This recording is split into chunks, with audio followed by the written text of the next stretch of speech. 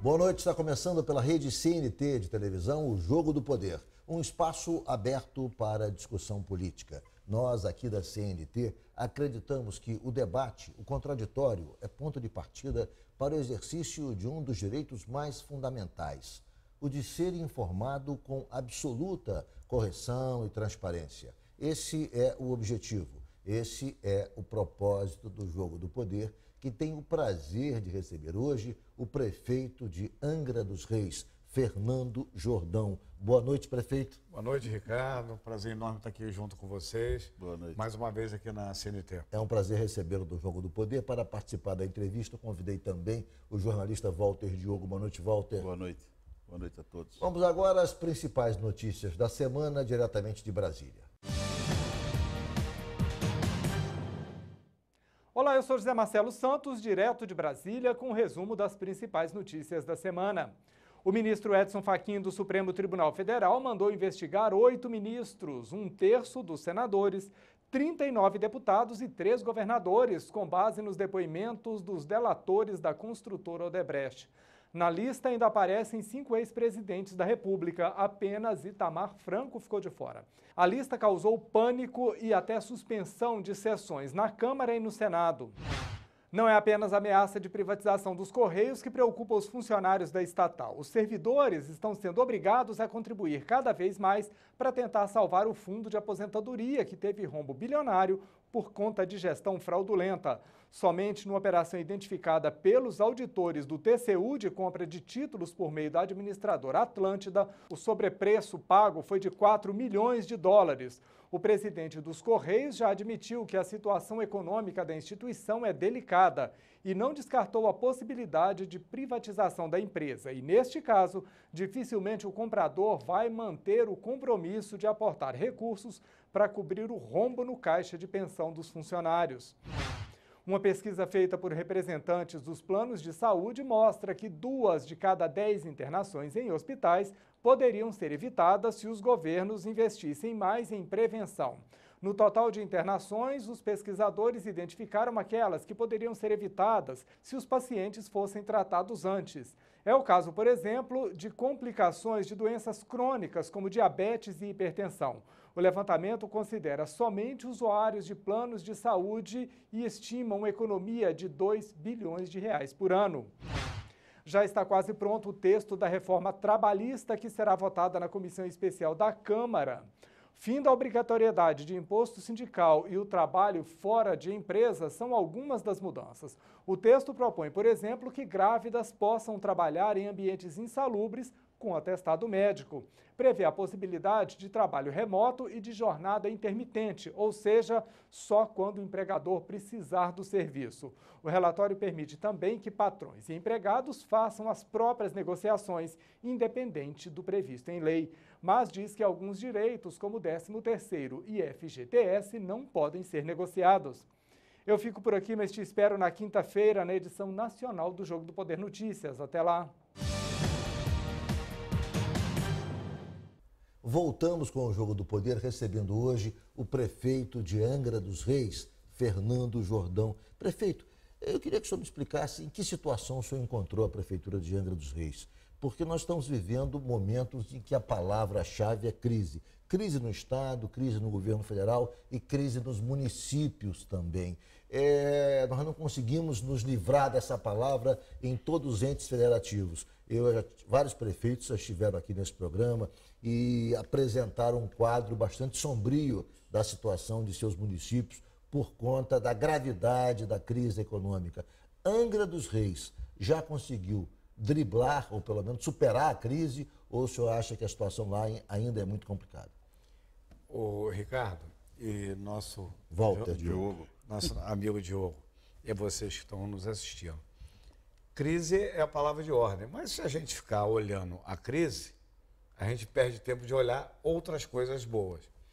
Então, eu já fui prefeito de Angra 2 vezes, essa é a 3ª vez, e nós pegamos um município numa situação muito difícil. Por exemplo, dá um quadro assim da situação. Dívidas de 425 milhões, a metade do orçamento de Angra dos Reis, que é em torno de 900 milhões, orçamento por ano, né? O resto está pagado de 400 milhões? De 425 2016, milhões. né?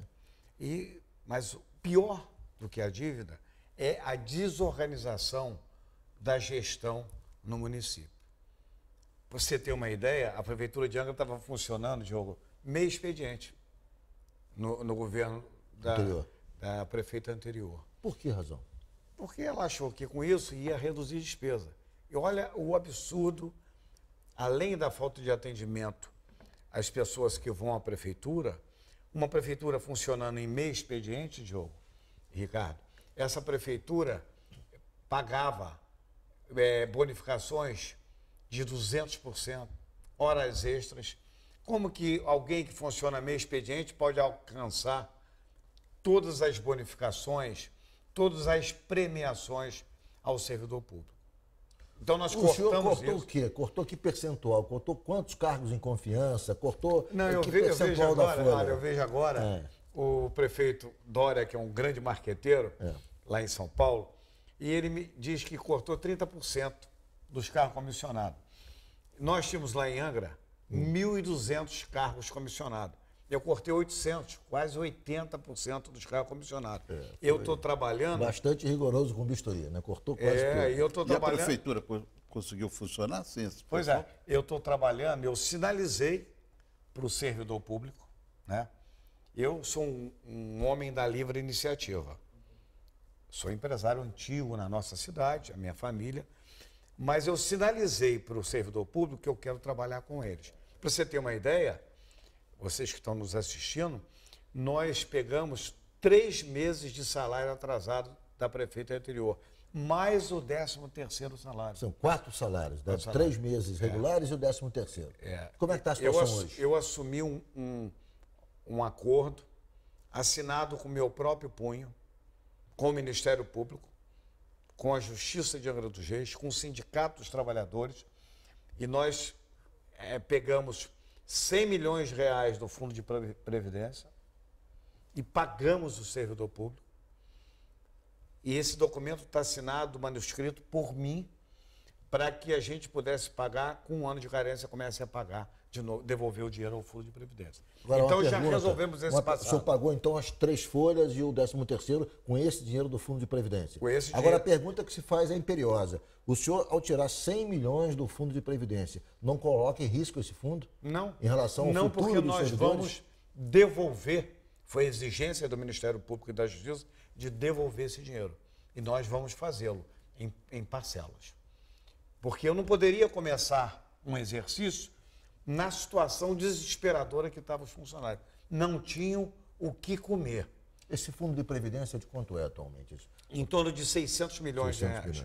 Que foi criado quando eu fui prefeito de Angra dos Reis na primeira vez. E reduzir despesas. Sim. Por exemplo, nós tivemos lá o passageiro cidadão, que já estava atrasado com a empresa de ônibus cerca de 10 milhões de reais. Eu simplesmente cortei o passageiro cidadão. Sim. Eu tive ônus político disso. Mas governar, Ricardo, é fazer opção, é fazer escolhas. E eu fiz a escolha entre manter o passageiro cidadão, arrumar a saúde, botar ordem e gestão na saúde e pagar o servidor em público, eu preferi isso. Tanto que os 3 meses do meu governo agora, nós estamos com o servidor público com regularidade no seu pagamento. Essa folha de quanto é, prefeito? Em torno de 35 milhões. Já reduzi a folha. Reduzimos hora extras. Não é reduzir hora extra de quem trabalha, não é isso. Sim. Quem trabalha, que merece a hora extra, vai ter hora extra. Agora, a maioria não trabalhava e tinha hora extra como composição de salário. E a receita está normal? A receita caiu muito, a nossa receita. Quanto é hoje? A receita do município hoje, em termos de que recebemos em torno de 900 milhões de reais. Ano, né? Ano. Eu digo o seguinte, para vocês que estão nos assistindo, ao Diogo e ao Ricardo. Todo mundo quer beber o leite da vaquinha, mas ninguém quer cuidar da vaquinha. Aí não dá, né? Prefeito, como é que o senhor está lidando com o agravamento da crise do setor de petróleo? Porque a questão da Lava Jato e também a própria economia mundial fez com que o preço do barril do petróleo caísse, e isso teve reflexo na economia do Rio de Janeiro, de maneira geral, do Estado, de maneira muito negativa. E há um aspecto que tem um peso muito grande na economia de Angra dos Reis, além do turismo, obviamente, que é a indústria naval, que praticamente foi exterminada com esse debacle da Petrobras por conta das denúncias, por conta também do preço do barril do petróleo, que obviamente também contribuiu para essa fragilidade econômica da nossa maior empresa pública. Como é que isso se reflete em Angra? Os estaleiros estão à míngua hoje, né? A questão da Lava Jato é importante para o país. Eu acho que o que tiver de corrupção tem que ser apurado, tem que continuar. Mas a grande questão não é só essa. A grande questão é que as empresas estão quebrando. Vamos pegar o exemplo que você citou muito bem da construção naval.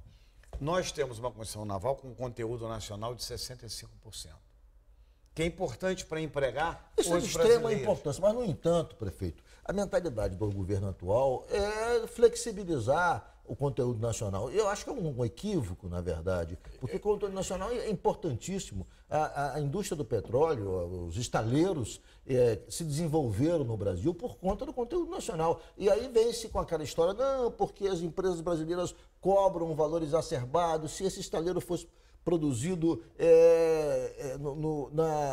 na Ásia, viria para o Brasil, se esse navio, se essa plataforma fosse construída na Ásia, viria para o Brasil com 1/3 do preço, ou seja, sob a alegação de que os empresários brasileiros trabalham de maneira cartelizada, tentam acabar com essa garantia da indústria nacional. Eu acho um equívoco. O que o senhor acha? Será que os nossos preços são mais caros? Por que a Petrobras não chama os trabalhadores, chama os estaleiros nossos e abre o jogo? Eu acho que o que está faltando, Ricardo, além do conteúdo nacional, Diogo, é conversa nacional. Nós tivemos agora, hoje, acabei de vir hoje da Lerche, num debate na Câmara, na Assembleia dos Deputados Estaduais, com os trabalhadores, com a Sinaval, com diversos deputados estaduais, e coloquei prefeito de Rio Claro, coloquei essa situação. Nós não podemos, vou pegar aqui um exemplo claro do absurdo. Eu sou de uma cidade, sou prefeito em Angra dos Reis, onde tem o maior estaleiro da América Latina. Brasfels. 62% de tudo de petróleo que foi produzido foi produzido pela Brasfels. Brasfels em Angra dos Reis. Nós tínhamos antigamente, inaugurado pelo presidente Juscelino Kubitschek, o estaleiro Verome. A Brasfels sucedeu o Verome. O Verome era uma empresa holandesa. O nome do dono da empresa chamava-se Cornelis Verome. Eu fui na fundação do estaleiro com Juscelino, com o presidente Juscelino Kubitschek. Eu era garoto. Também não sou tão velho assim. E depois eu fui na inauguração do primeiro navio construído pelo Verome. Chamava-se Henrique Lage. Depois fui no lançamento do segundo navio. Chamava-se Pereira Carneiro. Depois a construção naval cresceu, depois ela caiu em decadência, até que os estaleiros fechavam, lembra? Lembro. E nós reabrimos o estaleiro, na época, o governador Garotinho fez um trabalho muito grande. O Garotinho com o secretário Wagner Victor. O secretário Victor, e no governo, inclusive, Fernando Henrique Cardoso. Reabrimos o estaleiro e colocamos lá, também, não tinha, Diogo, produção de navios novos, mas colocamos lá 3 navios para reformas. Lembro como se fosse hoje, Maruim, Bicas e Jurupema. E o estaleiro reabriu, depois veio o Brasfels, o presidente Lula teve uma participação fundamental. O presidente Lula tinha como bandeira a garantia do conteúdo nacional. Isso é inegável. Mas essa, na verdade, não é uma bandeira do presidente Lula, isso era uma bandeira do setor. Sim. Era uma bandeira dos trabalhadores, dos prefeitos. Que ele empunhou a bandeira. E ele defendeu essa bandeira. O Wagner Victor mesmo brigou muito por isso. Sim. O que nós estamos vendo agora? Olha que absurdo. O primeiro navio feito na Verome era de um holandês, Cornelis Verome.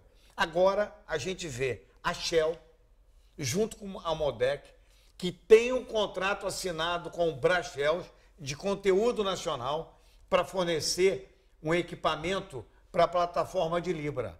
Simplesmente a Modec, junto com a Shell, querem rasgar esse contrato e depois o estrangeiro nos cobra, as empresas brasileiras, o governo brasileiro não tem responsabilidade civil, não tem responsabilidade do direito jurídico, Toda hora nós somos cobrados por isso. Exatamente, porque não há uma, digamos... Segurança jurídica. Segurança jurídica nos contratos, porque se rasga contrato como se rasga então, um papel jornal. A própria Shell e a Modec querem agora quebrar esse contrato. Nós não concordamos com isso. O que eu acho que o Pedro Parente e a Petrobras têm que fazer? Então, eles têm que chamar o empresariado brasileiro e ter uma conversa. Não é possível que ele não nos receba. O problema, prefeito, é o seguinte: como houve uma mudança de governo e entrou um grupo que tem, digamos, uma posição antagônica ideologicamente, as pessoas se sentem obrigadas a ser contrárias a tudo que o outro governo fez. E nesse caso é um equívoco ser contrário. Não pode se combater uma proposta como a proposta do conteúdo nacional, que é extremamente importante. Mas o que parece, quer dizer, nos últimos dias, é que tudo que foi feito, independentemente de ter sido feito de maneira correta ou errada, é combatido e não, só por uma questão política e ideológica. O que é um equívoco para o país, com consequências terríveis. Para a Angra dos Reis, por exemplo, que um estaleiro tinha 11 mil, 9 mil funcionários, hoje temos 3.200 funcionários. Está à míngua. Agora, o senhor teve... eu vou ter que fazer um intervalo. O Diogo faz a pergunta que eu vou ter que interromper. Com o presidente da Câmara e o presidente do Senado, para levar esse problema. E tentou uma conversa com o presidente da República. Qual é a sua expectativa do governo federal? O senhor vai responder logo após o intervalo. O Jogo do Poder volta já já.